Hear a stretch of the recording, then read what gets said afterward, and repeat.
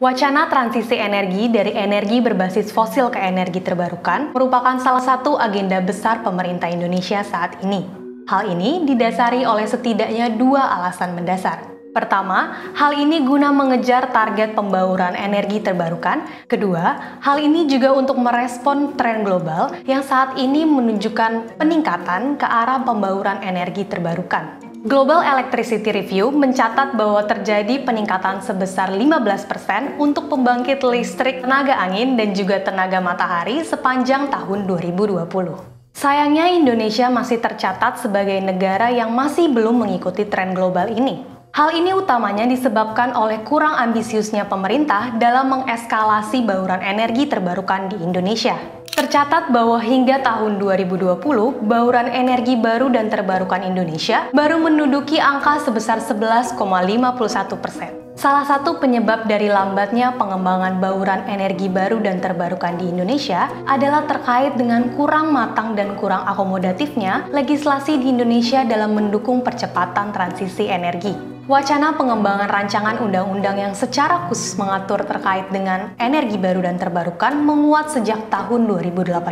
Saat ini, bahkan rancangan undang-undang energi baru terbarukan telah masuk menjadi salah satu rancangan undang-undang yang masuk dalam prolegnas prioritas di tahun 2021 ini. Namun sejauh apakah kemudian masyarakat memahami terkait RUU EBT ini? ICEL bersama dengan The Conversation Indonesia kemudian mencoba untuk menghimpun pertanyaan dan tanggapan publik terkait dengan rancangan Undang-Undang Energi Baru Terbarukan ini untuk kemudian dijawab oleh Reynaldo Sembiring selaku Direktur Eksekutif ICEL dan juga Grita Anindarini selaku Direktur Program dari ICEL. Adapun pertanyaan-pertanyaan ini akan kami jawab berdasarkan dengan draft rancangan Undang-Undang Energi Baru Terbarukan versi 25 Januari 2021. Saya Ceni Wongkar, selamat datang di video serba-serbi rancangan Undang-Undang Energi Baru dan Terbarukan.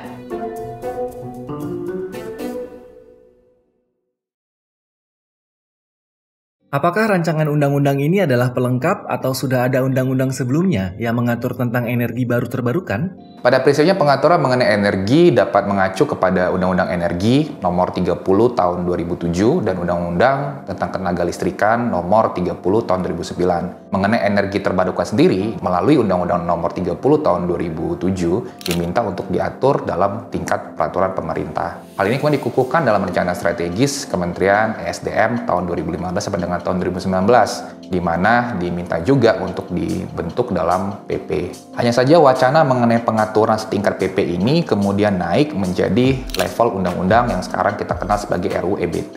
RUU EBT ini sebenarnya bisa kita sambut baik jika dia mampu menyelesaikan permasalahan ada, memberikan kepastian hukum untuk juga menyelesaikan masalah-masalah terkait dengan bauran energi. Hanya saja jika kita melihat isi undang-undang yang ada sekarang, isinya masih sangat terlalu umum dan cenderung mengulang pengaturan-pengaturan yang sudah ada sebelumnya. Bolehkah dijelaskan isi rancangan Undang-Undang Energi Baru Terbarukan ini tentang apa saja ya? Jadi kalau kita melihat dari draft RUU EBT per 25 Januari 2021, itu draft terakhir yang kami punya, itu terdiri dari beberapa bab. Memang isinya pertama terkait dengan apa-apa saja sumber energi baru dan energi terbarukan, kemudian bagaimana penyediaannya, pemanfaatan, kemudian pengelolaan lingkungan hidup, kemudian terkait dengan harga energi baru dan terbarukan, terkait dengan dana juga ada di situ, dan insentif. Cuma memang catatan besar ICEL adalah bahwa beberapa bab dalam undang-undang ini itu justru cenderung mengulang dari undang-undang energi maupun undang-undang ketenaga listrikan atau beberapa undang-undang sektoral lainnya. Nah, yang saya lihat merupakan bab baru atau merupakan pengaturan baru itu adalah bab terkait dengan harga energi baru dan terbarukan serta bab terkait dengan dana energi baru terbarukan, yaitu yang terkait dengan keekonomian sebenarnya. Nah, jadi menurut paham ICEL ini merupakan PR yang sangat besar jika kita ingin membuat RUU ini menjadi RUU yang benar-benar bisa menjawab permasalahan yang ada. Apakah menurut ICEL, rancangan Undang-Undang Energi Baru Terbarukan ini sudah menjadi jawaban atau solusi agar pemanfaatan EBT dapat lebih dimaksimalkan untuk mengurangi polusi karbon dan kenaikan suhu bumi?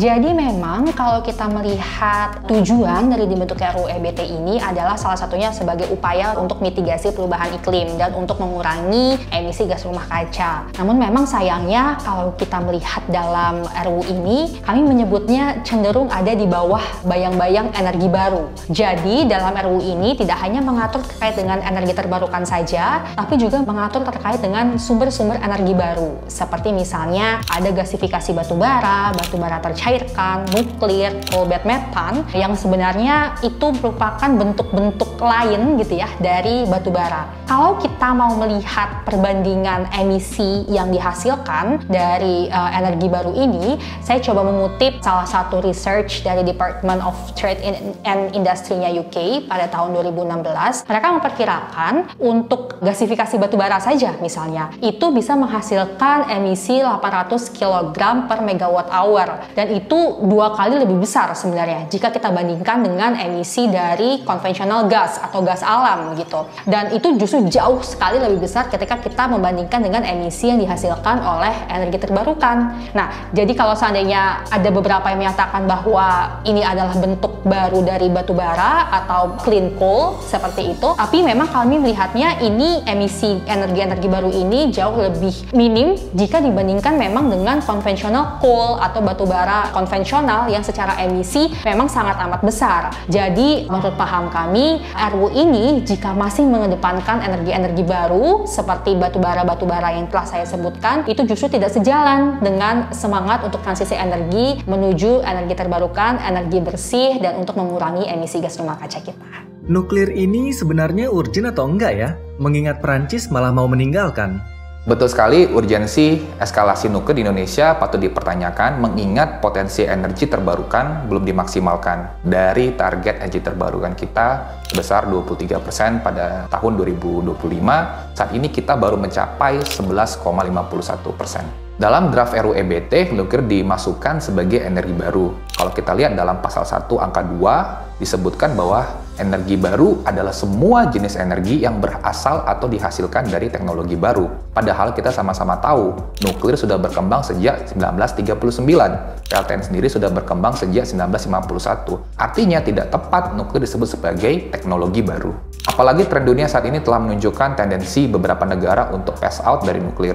Misalnya saja Jerman yang melakukan pass out setelah berkaca dari besarnya resiko kesehatan dan lingkungan yang harus ditanggung dari tragedi Fukushima dan juga besarnya biaya untuk operasionalisasi PLTN. Bahkan menurut sebuah penelitian, persentase listrik dunia dari PLTN telah turun dari 17% pada tahun 1996 ke 10,5% di tahun 2018 dan semakin banyaknya proyek-proyek PLTN yang mangkrak. Perlu dipahami bahwa Indonesia merupakan negara rawan bencana, utamanya gempa bumi dan bencana hidrometeorologi seperti banjir, tanah longsor, dan kekeringan. Hal ini akibat pembangunan yang masih bertumpu pada eksploitasi sumber daya alam, utamanya dalam skala besar. BNPB mencatat Indonesia sebagai salah satu negara dengan tingkat kegempaan yang tinggi di dunia. Dari data yang ada pada beberapa tragedi seperti Fukushima Daiichi 2007 di Jepang, Kashiwazaki 2007 juga di Jepang, Luzia Country 2011 di Amerika Serikat, itu kita lihat disebabkan oleh gempa dan juga ada beberapa tragedi lainnya disebabkan oleh banjir bandang.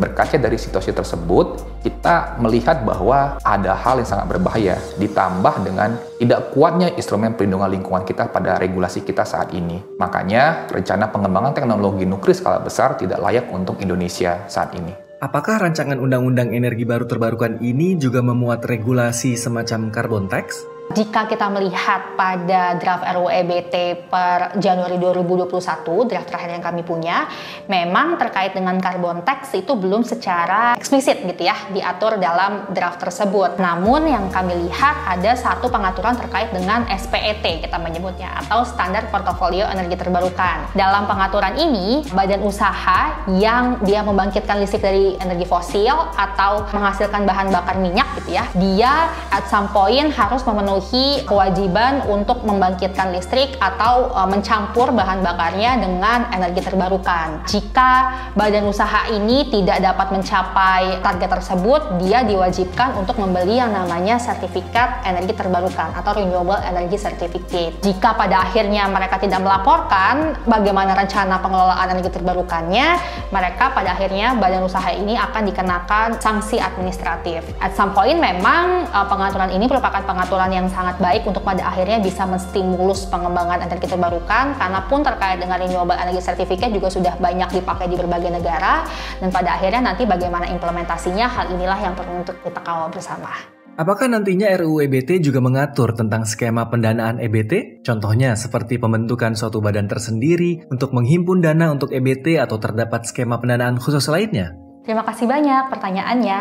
Jadi, jika kita melihat pada draft terakhir, yaitu Januari 2021, memang ada satu bab sendiri terkait dengan dana energi baru dan terbarukan. Dana energi baru dan terbarukan ini akan bersumber dari APBN, APBD, kemudian pungutan ekspor, energi fosil, kemudian dari dana sertifikat energi terbarukan, hingga sumber-sumber lainnya yang sah dan tidak bertentangan dengan peraturan perundang-undangan. Nantinya, dana ini akan dipergunakan bisa untuk penelitian dan pengembangan energi baru dan terbarukan, kemudian untuk pemberian insentif, kemudian kompensasi bagi badan usaha, kira-kira seperti itu. Memang salah satu catatan besar kami terkait dengan hal ini adalah karena nomenklaturnya adalah dana energi baru dan terbarukan. Bisa saja dana-dana ini justru akan nanti dialokasikan untuk pengembangan energi baru yang tadi sudah kami jelaskan, yang itu justru tidak sesuai dengan semangat transisi energi kita, karena secara emisi itu jauh lebih besar daripada gas alam atau jauh lebih besar daripada energi terbarukan, yang mana sebenarnya kami mendorong seharusnya dana-dana ini alokasikan sepenuhnya untuk pengembangan energi terbarukan saja, yang mana kalau kita melihat juga di negara lain, misalnya seperti di India misalnya, atau di beberapa tren negara lain,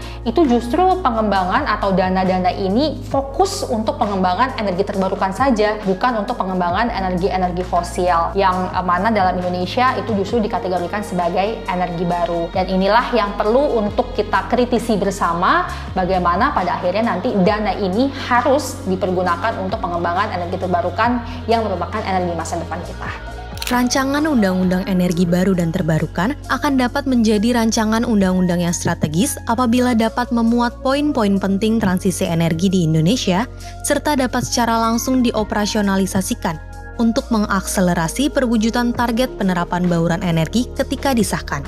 Untuk itu diperlukan pembaharuan dari segi substansi untuk dapat menjadikan rancangan Undang-Undang Energi Baru dan Terbarukan ini tidak tumpang tindih dan mengulang pengaturan mengenai energi yang telah ada saat ini.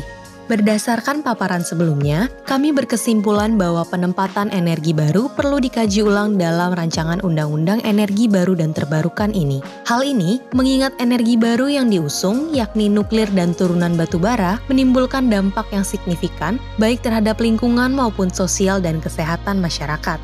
Selain itu, jika tujuan rancangan undang-undang ini adalah untuk mendukung transisi energi, maka penempatan energi turunan batu bara sebagai salah satu bentuk energi yang mendapatkan kemudahan yang sama dengan energi terbarukan merupakan suatu bentuk paradoks dari tujuan dan target transisi energi, yakni untuk bertransisi ke energi bersih. Sehingga kami berpandangan bahwa komponen energi baru dalam rancangan Undang-Undang Energi Baru Terbarukan ini perlu untuk dikeluarkan, serta terhadap energi terbarukan diperlukan eskalasi pemberian insentif maupun kemudahan yang mampu bersaing dengan sumber energi lainnya, terutama dengan energi fosil. Hal ini guna mengejar percepatan target bauran energi terbarukan di Indonesia yang telah ditetapkan dalam KEN maupun RUEN. Tidak hanya itu, pembenahan tata kelola pengembangan energi terbarukan juga sangat penting untuk dilakukan. Salah satunya mengenai bagaimana instrumen lingkungan hidup perlu untuk dikedepankan agar pengembangan energi terbarukan tidak akan menyebabkan krisis lingkungan hidup maupun konflik dengan masyarakat secara lebih lanjut ke depannya.